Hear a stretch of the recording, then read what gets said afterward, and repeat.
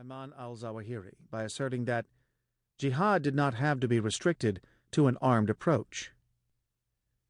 This is indicative of the wishful thinking that so many have brought to their reading of Wright's article. Ziyad didn't reject the necessity of waging jihad against infidels.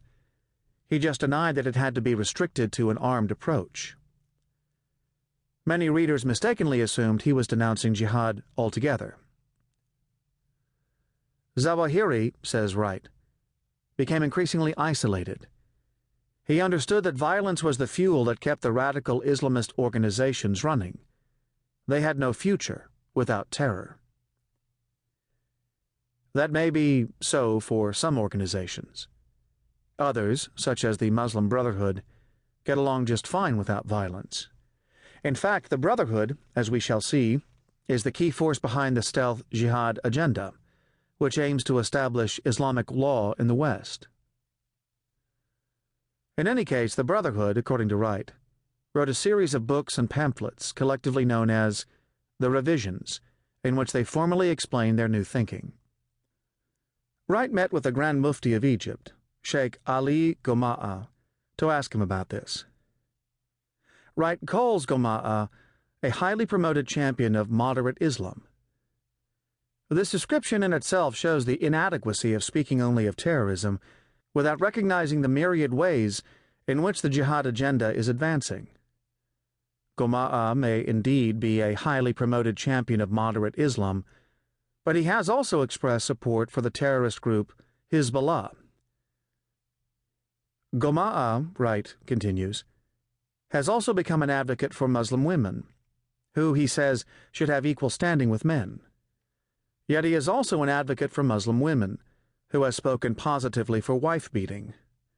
His forceful condemnations of extreme forms of Islam, says Wright, have made him an object of hatred among Islamists and an icon among progressives, whose voices have been overpowered by the thunder of the radicals.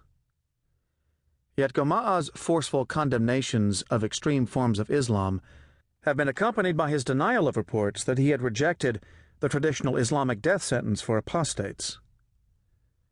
In fact, Goma'a openly declares that all his revisions are only intended as temporary measures. He tells Wright, "We accept the revisions conditionally, not as the true teachings of Islam, but with the understanding that this process is like medicine for a particular time." In other words, the true teachings of Islam include the mandate to wage violent jihad against unbelievers. But jihad violence can temporarily be set aside for strategic reasons, as medicine for a particular time. That is, different times call for different tactics, but the overall objective remains the same. After outlining various reasons why, in Fadl's new view, today's global jihad is illegitimate, Wright informs us that Fadl does not condemn all jihadist activity. To the contrary, Fadl says that jihad in Afghanistan will lead to the creation of an Islamic State and the triumph of the Taliban, God willing, and that if it were not for the jihad in Palestine, the Jews would have crept toward the neighboring countries a long time ago. As for September 11, Fadl asks, "What good is it if you destroy one of your enemy's buildings, and he destroys one of your countries? What good is it if you kill one of his people, and he kills 1,000 of yours?" That, in short, is my evaluation of 9/11. In other words, it was not morally wrong, just tactically stupid.